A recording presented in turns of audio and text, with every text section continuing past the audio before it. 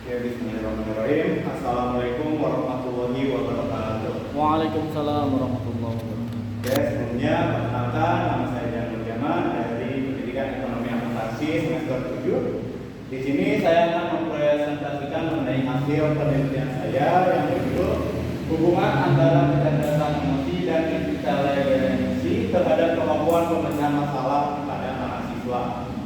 Nah, di sini saya sudah membagi beberapa variabel, yaitu pada interpretasi variabel, di mana dari judul yang saya ambil ini terdapat 3 variabel. Di antaranya ada 2 variabel X dan 1 variabel Y.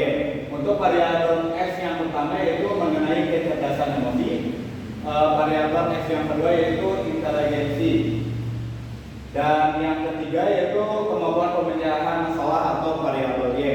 Nah, selanjutnya di sini ada definisi operasional variabel, di mana untuk variabel X1 atau kecerdasan emosi saya ambil dari jurnal Amalia tahun 2017 dan Salome dalam Goleman tahun 2015, yang mana yang menjelaskan kecerdasan emosional merupakan kepekaan mengenali dan mengelola perasaan sendiri atau orang lain, dan kepekaan dalam mengelola perasaan-perasaan ini kemudian menjadi kerangka dalam berperilaku, bersosialisasi atau mengambil keputusan yang terjadi. Nah, dan selanjutnya ini ada beberapa indikator. Di sini ada 5 indikator pada kecerdasan emosi. Yang pertama, kemampuan mengenali emosi diri dan kesadaran diri. Yang kedua, kemampuan mengelola emosi. Yang ketiga, memotivasi diri sendiri. Yang keempat, mengenali emosi orang lain. Dan yang kelima, membina hubungan sosial. Di sini saya menggunakan skala Likert. Yang kedua ada variabel X2 yaitu inteligensi. Saya ambil dari jurnal Ruben dan Jude dalam Dwi Jayanti tahun 2009 dan Ngalin Purwanto pada tahun 2003. Adalah kemampuan yang dibutuhkan untuk melakukan berbagai aktivitas mental berpikir, nalar, dan pemecahan masalah. Sama dengan sebelumnya, di sini ada 5 indikator juga. Yang pertama ada pembawaan, yang kedua kematangan kemampuan seseorang, yang ketiga ada pembentukan, yang keempat minat dan pembawaan yang khas, dan yang kelima itu kebebasan. Dan menggunakan skala yang sama juga. Nah, untuk variabel Y-nya itu ada kemampuan pemecahan masalah dari jurnal Elvira Rizka Harahap tahun 2017, yang mana pemecahan masalah atau problem solving adalah suatu usaha atau aktivitas yang berhubungan dengan proses seperti berpikir, krisis, kreatif, reflektif, dan mencari masalah yang dihadapi dan menemukan solusi dari permasalahan tersebut dan menemukan jalan keluar dari masalah yang ia temukan dengan kemampuan yang mereka miliki tentunya. Selain di sini ada 4 indikator dari pemecahan masalah ini. Yang pertama itu memahami masalah, yang kedua menyusun rencana penyelesaian, yang ketiga melaksanakan rencana penyelesaian, dan yang keempat evaluasi atau memeriksa kembali prosedur dan hasil dari penyelesaian masalah tersebut. Dan menggunakan skala yang sama juga yaitu Likert. Nah, yang selanjutnya setelah saya menentukan variabel dan juga definisi operasionalnya, saya membuat kuesioner yang dimana di sini terdiri atas identitas responden dan juga kuesioner mengenai dari variabel yang ada dalam judul penelitian saya. Nah, di sini untuk responden terdiri atas nama, umur, jenis kelamin, laki-laki, perempuan, kelas reguler dan non-reguler, semester. Saya mengambil samplingnya itu dari semester 1, 3, dan 5, terus program studi ekonomi dan PPKN. Saya juga mencantumkan nomor telepon dan juga alamat email dari masing-masing responden. Nah, setelah itu di sini juga ada petunjuk pengisian. Petunjuk pengisiannya itu cukup sederhana. Responden hanya dapat memilih salah satu jawaban yang menurut mahasiswa-mahasiswi itu sesuai dengan pernyataan yang tersedia pada latar belakang atau pada daftar kuesioner. Dan masih di sini ada 5 pilihan, yang mana ada sangat tidak setuju, netral, setuju, dan sangat setuju, yang masing-masing mempunyai skor dari 1 sampai 5. Nah, dan nilai tertinggi itu sangat setuju, dan nilai terendahnya itu sangat tidak setuju. Nah, untuk pertanyaan atau pernyataan pada kuesioner ini saya ambil dari beberapa referensi, yaitu pada skripsi pendidikan UNJ pada lampirannya, dan juga untuk sebagiannya saya buat sendiri. Nah, di sini ada kecerdasan emosi, ada 6 pertanyaan, yang mana untuk yang pertanyaan pertama itu sesuai dengan indikator yang pertama, yaitu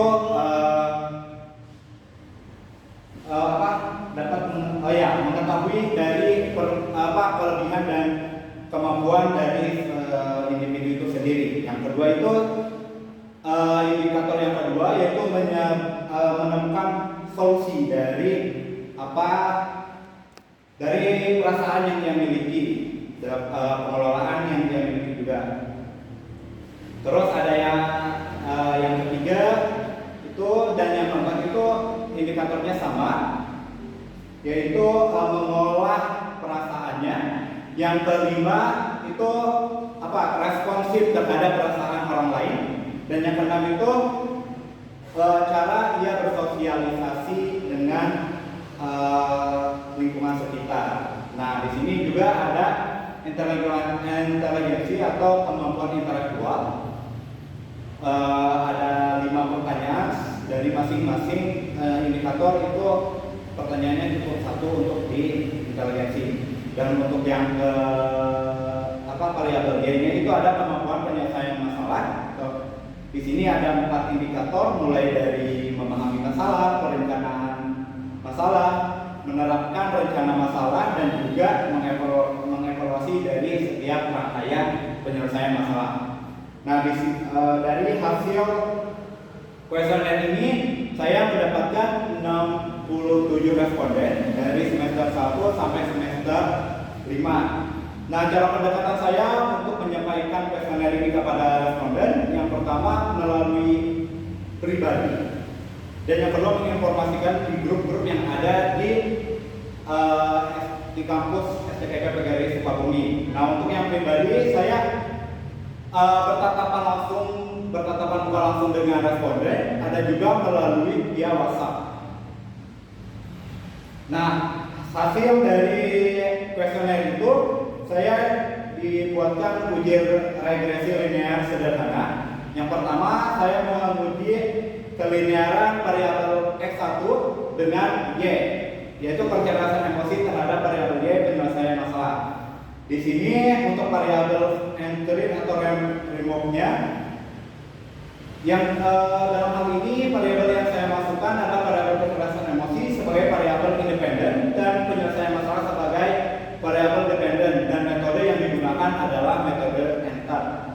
Untuk model summary-nya, besarnya nilai korelasi hubungan R yaitu sebesar 0,7/10 dari output tersebut diperoleh koefisien determinasi R square sebesar 0,505, yang artinya bahwa pengaruh variabel bebas atau kecerdasan emosi terhadap variabel terikat penyelesaian masalah adalah sebesar 50,5%. Selanjutnya di sini ada nota dari output tersebut. Diketahui bahwa nilai F itu cukup besar ya, yaitu 66.202 dengan tingkat signifikan sebesar 0,000 lebih kecil dari 0,05. Maka model regresi dapat dipakai untuk memprediksi variabel partisipasi, atau dengan kata lain ada pengaruh variabel kecerdasan emosi X1 terhadap variabel penyelesaian masalah Y atau variabel Y. Selanjutnya di sini ada tabel koefisien, model pengambilan keputusan dalam uji regresi sederhana. Yang pertama itu berdasarkan nilai signifikan dari tabel koefisien diperoleh nilai signifikan sebesar 0,00. Kita ambil yang bawah ya di sini. 0,0, sehingga dapat disimpulkan bahwa variabel kecerdasan emosi variabel S1 berpengaruh terhadap variabel penyelesaian masalah dari variabel Y. Yang kedua yaitu berdasarkan nilai T, kita juga ambil ya nilai T hitung yang bawah yang berapa ribu 8,136. Itu lebih besar dari T tabel 1,996. Nah, bagaimana cara mengetahui T tabel ini? Di sini saya sudah membuat catatan di mana ada T tabel sama dengan dalam kurung itu alfa dibagi 2. Alfanya kita menggunakan 0,05. Titik koma n kurangi 3 kurangi 1. Nah, untuk n ini itu dari jumlah responden dikurangi k dan kurangi 1 hasilnya 1,996. Nah, teman-teman juga bisa mengetahui hasil dari tabel ini dari tabel yang ada di Google ataupun di media lainnya. Selanjutnya, uji regresi pada variabel X2 terhadap variabel Y, yaitu inteligensi atau kecerdasan intelektual terhadap penyelesaian masalah.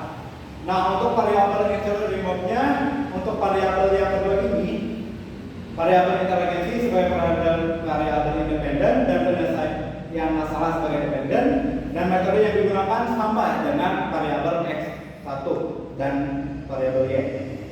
Untuk model summary-nya, besarnya nilai korelasi hubungan R untuk variabel X2 terhadap Y ini sebesar 0,669. Dari output tersebut diperoleh koefisien determinasi R2-nya sebesar 0,448, yang artinya bahwa kepengaruhan terhadap variabel bebas terhadap variabel terikat itu sebesar 44,8%, jadi lebih kecil dari yang sebelumnya.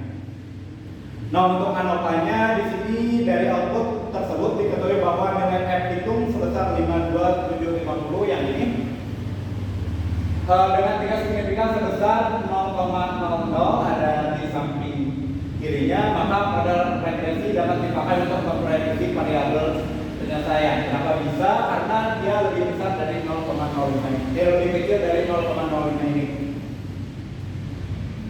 Oke, selanjutnya untuk yang terakhir ini ada PPCN, pengambilan keputusan dalam uji regresi sederhana ini yang berdasarkan nilai signifikan. Dari tabel koefisien diperoleh nilai signifikan sebesar 0,00, lebih kecil dari 0,05, sehingga dapat disimpulkan bahwa variabel inteligensi X2 berpengaruh terhadap variabel penyelesaian Y. Yang selanjutnya berdasarkan nilai T diketahui nilai hitung sebesar 5,274, maaf salah, 5,249, betul, lebih besar dari tabel 1,996, sehingga dapat ditentukan bahwa variabel inteligensi X2 terhadap variabel penyelesaian masalah yaitu sangat berpengaruh. Mungkin untuk catatannya hampir sama dengan yang tadi untuk rumusnya. Dan itulah pelaporan hasil penelitian dari hubungan kecerdasan emosi dan inteligensi terhadap penyelesaian masalah mahasiswa.